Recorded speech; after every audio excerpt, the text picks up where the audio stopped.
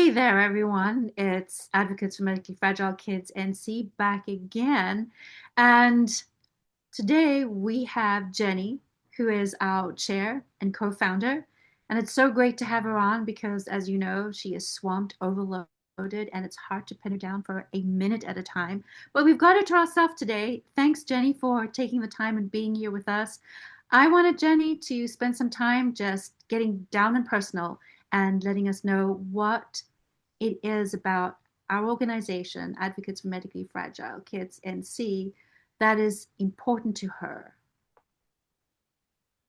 Yeah, and I have to admit, as we were talking just a few minutes ago, I got a little teary-eyed, so hopefully I can make it through this video without crying. And if not, I guess that's okay too. Um, so I guess to sort of think about why I'm involved with the organization, why we started the organization, I really kind of had to go back to um, struggles within my own family. So have four kids. And the youngest three are medically fragile. And so it took us a bit to get an official diagnosis, despite having issues since, well, since under a year old yeah, I think all three of them.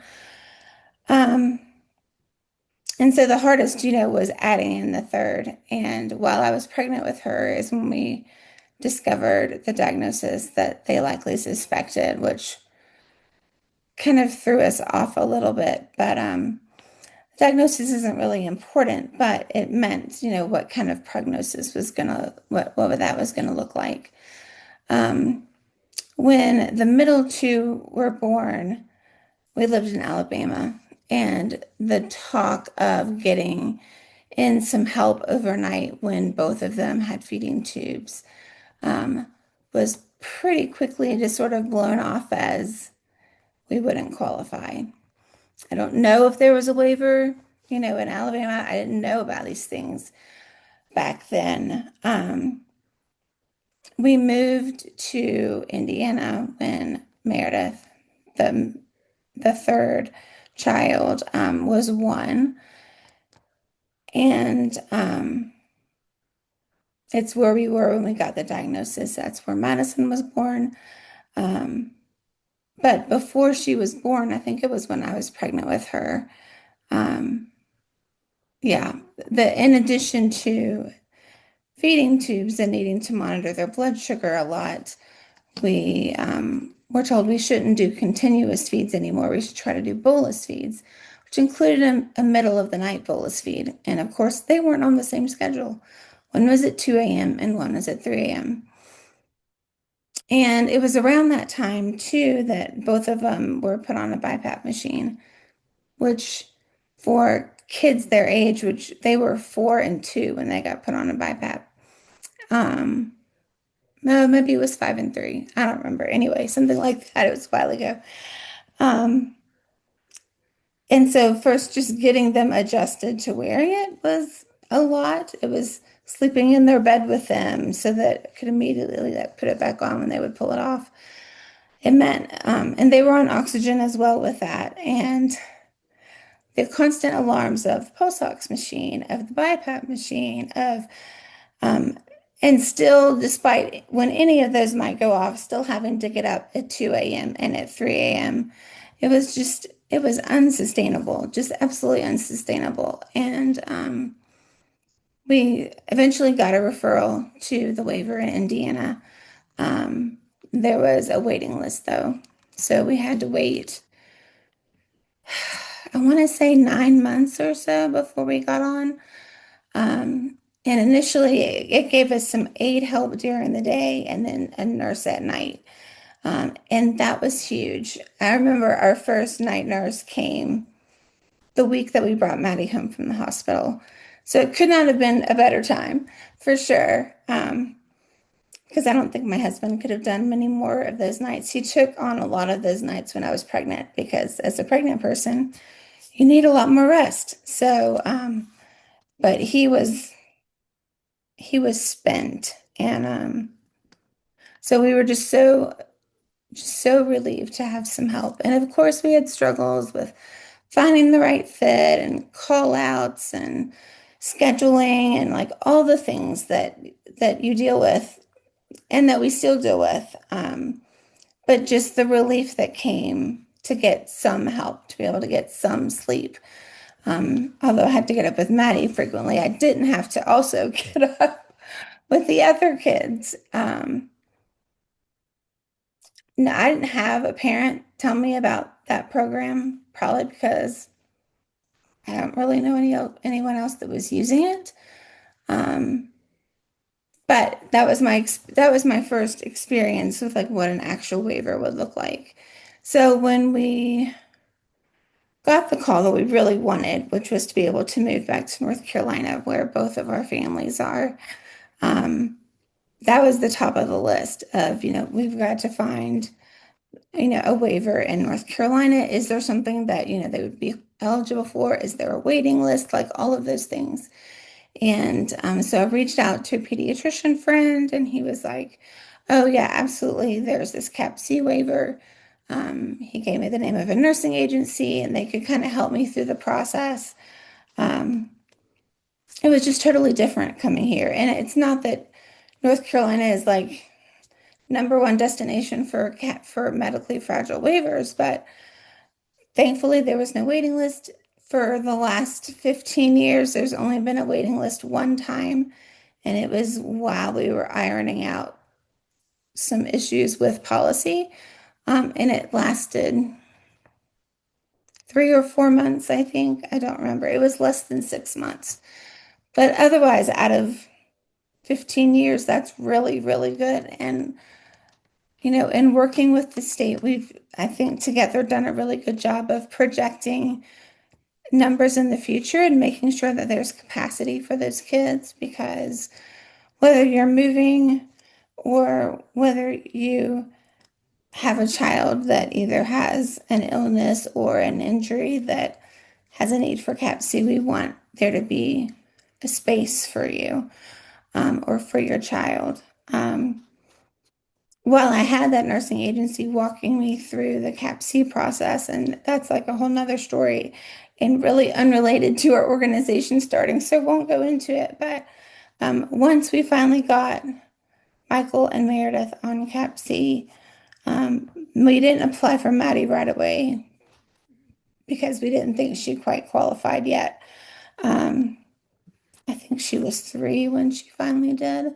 Um, anyway, getting on the program was great, but then what happens next? Like we just wanted the nursing.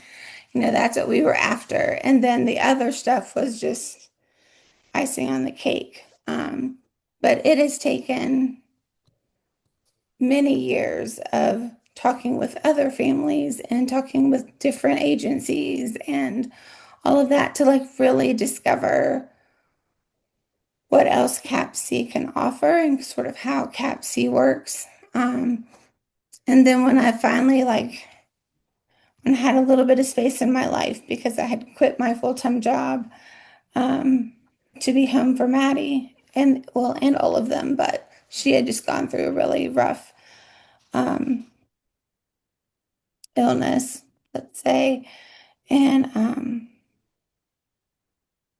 I actually had time to like sit down and read the policy because I had kids at school and not a job. And I was like, oh, there's a lot here that I don't know how that works. And also, they're proposing changes. And like back in the day, you could get 126 hours a week of nursing through CAPC. And now it's all through PDN, and the limit's sort of 112. You can sometimes get over that. But like we used every minute of that 126 hours a week. And the thought of that being cut at all, was concerning because we needed support while I was working and I worked 30 minutes away from home and I didn't work an hourly job. It was salaried, which meant that you really worked more than 40 hours a week. Um, and then I also needed to be able to sleep at night. So I needed nursing during the night so I could sleep and function and do all these things. And the thought of any kind of cut was really devastating, having just been in that space myself and knowing that I felt like I was a lot of days that I was struggling to keep it all together. So I can't imagine taking away, I guess ultimately it was 14 hours that they were sort of cutting across the board. And then um, the A-level kids was even worse. It was like by 40%. It was a lot. And I was just like, how are we expecting people to work? How are we expecting people to get to their own medical appointments? How are we allowing for parents to actually get a break? Because you really need to be able to step away whenever you need to. And that's what respite is for, but sometimes that's challenging as well. And anyway, long story to just sort of say, like that's where I'm coming from, in that no one told me about these things for a really long time. We were in a place we did it on our own for 5 years at least. Um, and we're getting close to our breaking point. Like, I really do think if we had gone any longer, um, my husband was at risk of losing his job because he wasn't performing well, because he wasn't sleeping. Things were tense between the two of us because nobody was getting enough sleep and everybody was grumpy, and that's not an ideal environment to raise your kids in when everybody's grumpy all the time. Um, so yeah, I think the reason that I've stuck it out for so long is not only do I feel like I can understand policy and push back and have learned the language of Medicaid and all of that other bit, but it's to be there for families who are where we were. Um, I I feel like the help that I did get along the way from more experienced parents, I mean, that was invaluable. Finding connection with an organization that is connected with, my kid's diagnosis and has annual conferences and things where we can all get together and learn has been so invaluable. I'm so grateful for those kinds of things. But like the nitty gritty, getting it done at home in your own state, in your own community, in your own house, um, it's asking a lot of parents to fully understand that without support. So that's where I feel like we can come in and serve the community in a way that wasn't being served before.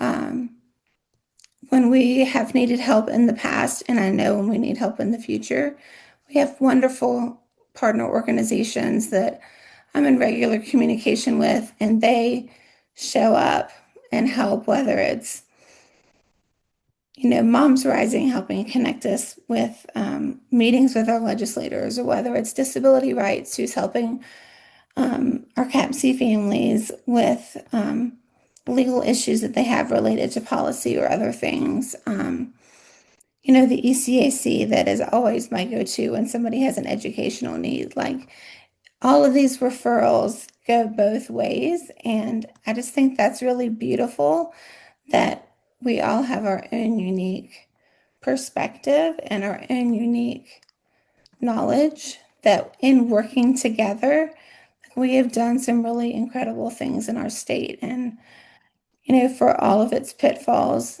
our CAPC policy is better than it was 15 years ago. It's better than it was 10 years ago. Um, and I want to see that always improving, always extending the reach. They talk about Medicaid and CAPC being a safety net. And, we need to make sure that the net is big enough and wide enough and deep enough that we're catching all of these kids and families that would really benefit from support.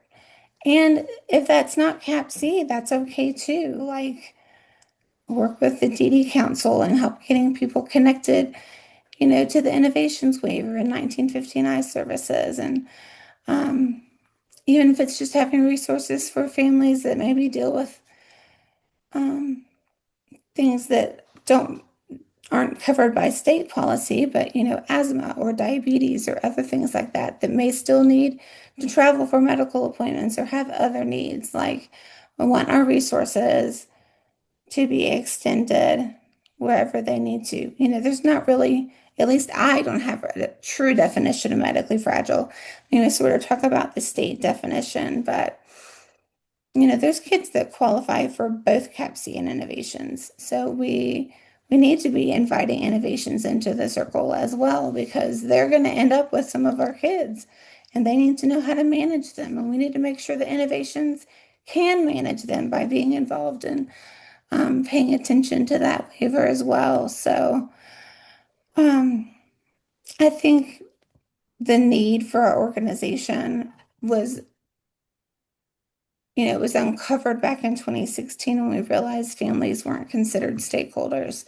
And just changing that mentality in Medicaid to me is like one of the things I'm most proud of because it's allowing more and more families to be able to come to the table and express their concerns, their needs, their suggestions, even because it's not an us versus them. It's together we can make it better. Um, if they may be blind to something that's obvious to someone else, and so if they bring that to their attention, well, let's incorporate it somehow. We've done that before. Um, we'll do it again, like we've done it over and over. So I I don't really know how to end that other than, that's sort of the angle that I'm coming from, um, why I see that our organization needs to exist. It needs to exist beyond me, beyond Elaine, beyond any of us on the board right now. Like, this is something that I see long term, like, and forever, because our kids are going to always be there and our kids are going to always need us. So yeah, so I think it's just become really important to me as my youngest inches closer and closer to aging out of Cap C. As of now, I'm down to one left in Cap C. The other two have aged out, and which is a wonderful thing, that we've made it to 21. It's a celebration. They were given a diagnosis that we were told they would not likely reach adulthood. And so we're two for two. So feeling really good about that. Um, but yeah, I just want to make sure that when I'm gone, I've left a sustainable, strong, goal-oriented organization left for other people to continue to carry it on into the future.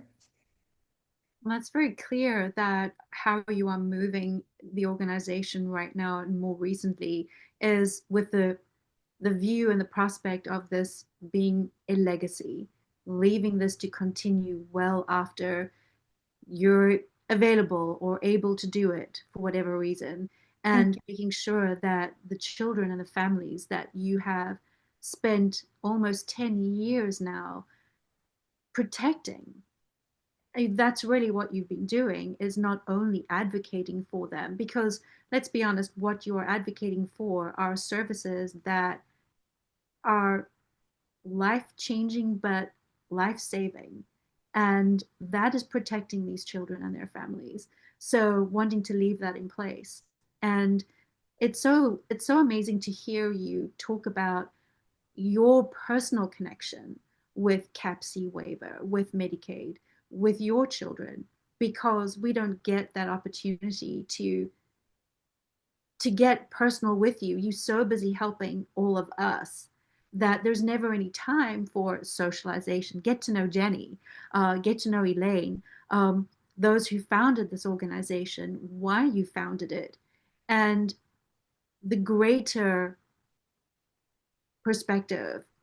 We know we're starting to learn more, but the deep personal level and the pain that you've gone through as a parent and what you still go through and how you continue to keep building this legacy for these children and families, which is amazing.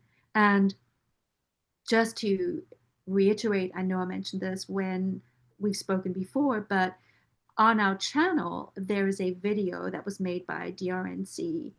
Go and have a look. I know that you're going to put the link, we're going to put this link in the description. Please take time to watch that video. I did. I did not know the full story, and I went and watched this video, and it is powerful. You will get to experience and see what Jenny, Natalie, and Elaine did for our waiver. And we as families and our children are benefiting still 10 years later. And I know your work's not done, Jenny. I know that you're a perfectionist to the absolute core. So Jenny's not done, not by a long shot, but thank you for what you've done up until now. It's amazing, and we're benefiting from it. And I know we're going to continue. Um, but Jenny, any last parting words on how anyone can be part of this impact and part of this movement, and where you want to go, where are you taking the organization come 2026, the plans for the end of the year, and moving into a new decade next year? I know you've got a lot of plans. Yeah, yeah. Well, I mean, some things that we've talked about doing that I hope that we will do moving forward is, back when I talked about that safety net, is we really want to dive into each county to make sure that we are finding all the kids.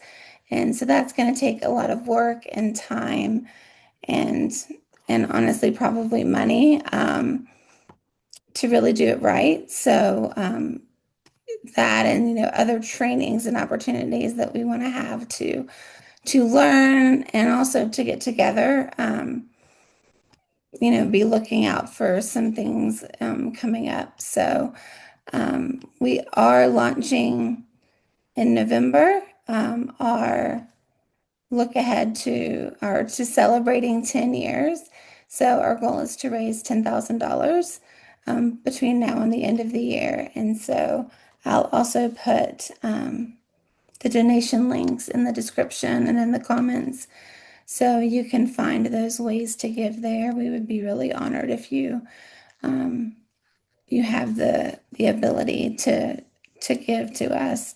Also, part of a sustainability plan is to really get our social media channel up and going so we can provide more and more education.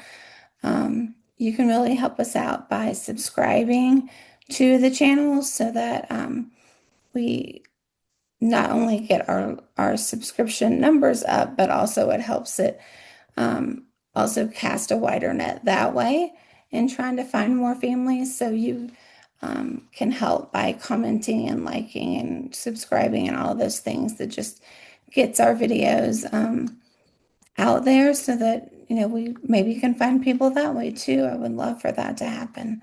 So yeah, I just so grateful for the new board members that have come on over the last couple of years and really helped lighten the load for me, even though You're still I'm not loaded. really working and still doing things and managing and organizing, but there's only so many hours in a day. And so I'm just really grateful for all of you who help out, who refer us to people, who work with us. We would love to continue to do more of that. So Thanks, Jenny. And as Jenny was saying, please like, comment on our media channel, and subscribe. Not only subscribe, please share. Share with anyone you know. You never know who might be interested. You never know where it's going to go and who might see it that might be in need of services and will find us that way. So please help us do that. And for donations, there will be a link directly to the donation page on the website. There will also be the email if you know of anyone who would be interested, who wants to collaborate in raising funds with our organization. So, not necessarily donate, but raise funds and donate those funds through a fundraising event and collaborate with us. Please use that email. And again, share the donation site, share the email with anybody you know, because you never know who will have a kindness in their heart, who may not be part of our community, but may want to donate and help us take our organization bigger and forward so we can meet the needs of our growing and ever changing community. Um, but I'm so glad we got to spend time with you, Jenny. I hope that we're going to be able to do this more frequently. I know how busy you are. We do know, and you're so busy helping everybody else. But hopefully, we can get to have these moments and have more chats with you as we go along. And thanks to everybody for listening and spending time with Jenny. I know you all want to and have been wanting to. So thanks, Jenny, and thanks, everyone. All right, thanks. Bye.